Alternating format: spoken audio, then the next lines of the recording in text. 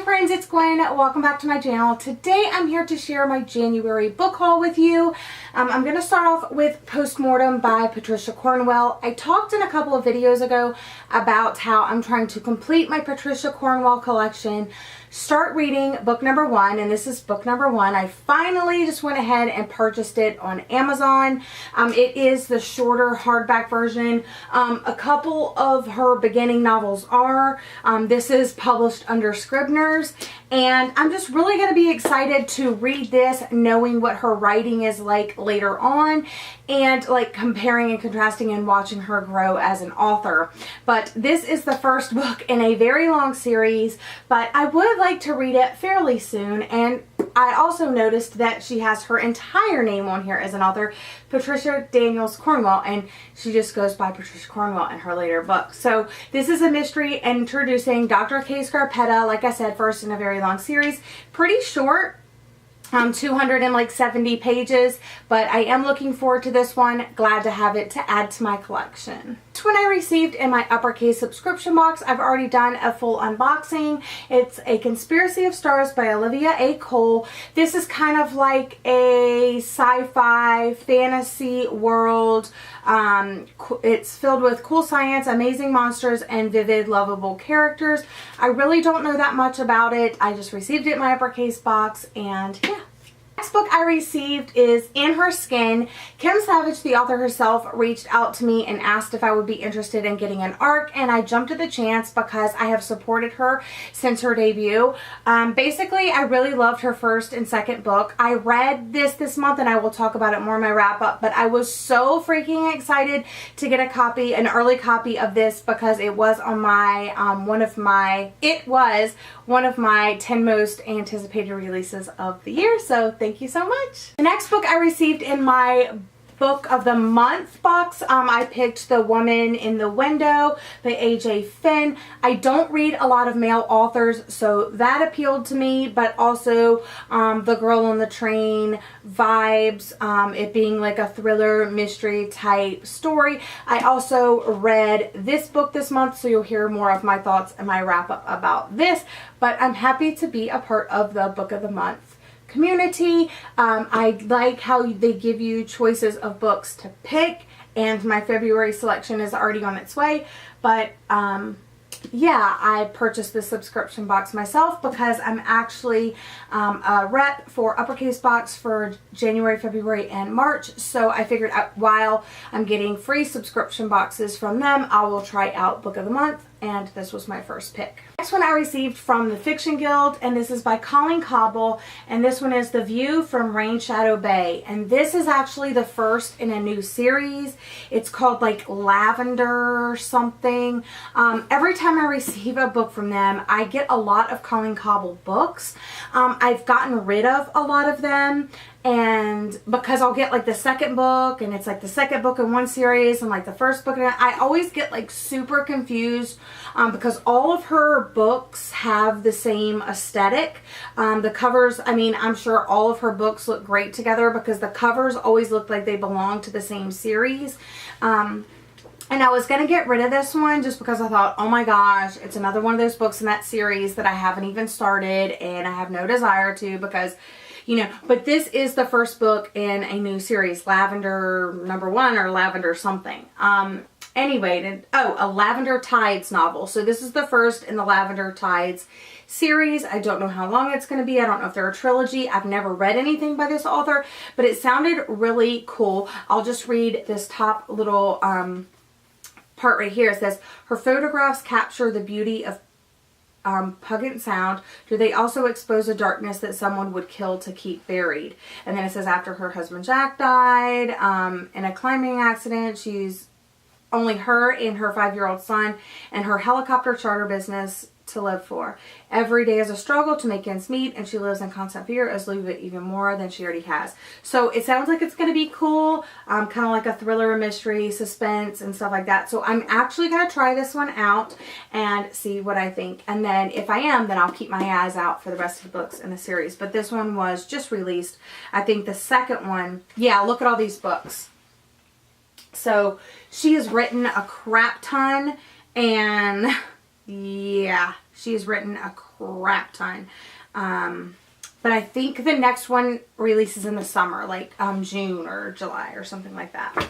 Okay, the next 3 books I actually picked up on Friday. After work, I had to go down town and get my blood drawn, and I was really close, like within a block of a Barnes & Noble. So I stopped by and I got 3 things, and if you follow me on my Instagram stories, you saw me talk about these already. One is a book, one is a poetry collection, and one is a manga. I got all of these for completely different reasons, but there was a purpose behind every single purchase.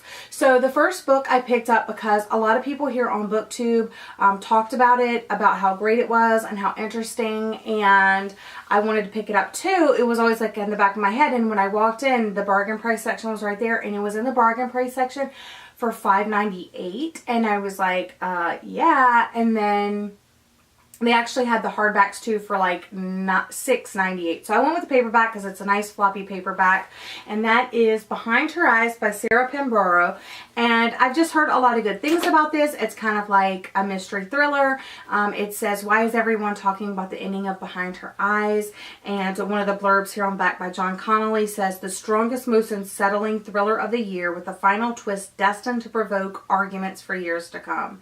Read it now before someone spoils the ending for you. So this is kind of how I feel like about Gone Girl. I didn't want to get spoiled like what happened, so I don't want to get spoiled for this one, so I want to pick this one up and read it soon. I did start reading it in the store, and it just starts with like then, later, now, and the first couple things, and then it has different points of view. But it says, Louise is a single mom stuck in a rut. On a rare night out, she meets a man at a bar and sparks fly. Though he leaves after they kiss, she's thrilled she finally connected with someone. When Louise arrives at work on Monday, she meets her new boss, David, the man from the bar. And then Louise bumps into Adele, who just happens to be David's wife. Dun, dun, dun. So that sounds like it's going to be really interesting. And then my poetry collection I got because this poet is really popular on Instagram. A lot of people have read and loved his work, another male poet, so I'm excited about that. But basically, he writes poetry collections and series, and I always see them in the stores, and all the covers are very interesting. But I never know like what goes with what. I actually did a little bit of research a couple of weeks ago and found out that he was releasing a new series, and I figured I was just going to start there. Find his newest release, and if I liked it, I would continue on in that series, and then I would go back and pick up his later stuff, and that is R.H. Sign, and this one is Planting Gardens and Graves, and this is volume 1, so it's the first in his new poetry collection series, and I'm hoping that I love it. It's short little poems, it's no like illustrations or anything like that. But I'm really excited to give this poet a try and see what I think. The last thing that I got is the manga. I know that most of you, if you watch me, you probably watch Sylvia at Wish Fulfillment. Her and I have been friends for as long as I've been here on BookTube, so like 4 years. She's a big manga reader, and she asked, I think it was at the end of last year, she asked like, why don't people pick up and read manga more? And a whole bunch of us submitted questions on like why we don't. And one of my reasons is the reading format. I love American graphic novels. I pick them up from time to time. I love comics. And I'm sure that I would love manga. However, to me, I have tried several times, at least 3 times. I tried Death Note. I tried, I don't remember the names of the other one, but I remember Death Note because I was watching it because it was on Netflix and I wanted to read the manga. And the aesthetics of that book are just... But I have tried on several occasions to read it, and it's very difficult for me to read back to front and right to left. Maybe it's something with the fact that I'm a teacher and I'm drilling it into their heads. We read left to right and front to back and up to down and, you know, all of that. I don't know, but I'm concentrating. Maybe just it would take me more time, but so far I have not mastered the art of reading manga. So I've tried, and I would be concentrating so hard on reading the panels the right way that I would get lost in the story and I wouldn't be enjoying it because I was struggling to read it.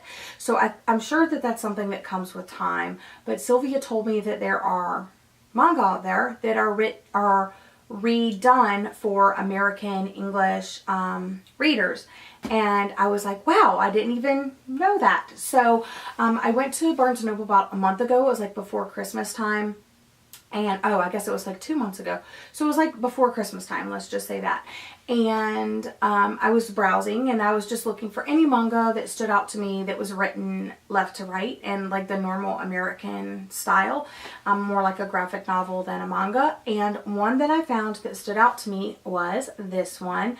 And this is the complete, I'm not sure how to say the cat's name. Cheese, Sweet Home, Part 1. And I saw it and I was like, oh my gosh, that's so adorable. It's about this cat and his adventures. And then I believe I heard Sylvia talking about this one. I'm not positive, but I definitely heard it on BookTube somewhere, but it was probably her.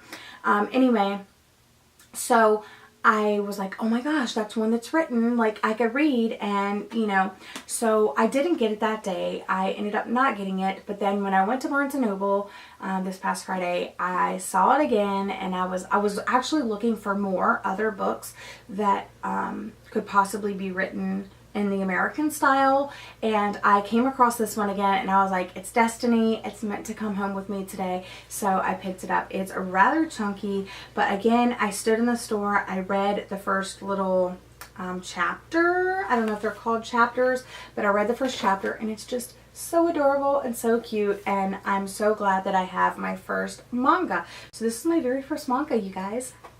So that wraps up my January book haul. Let me know which books you got in January in the comment section down below. But thank you for joining me. I hope you're all having a lovely day, and I'll see you again in my next video. Bye!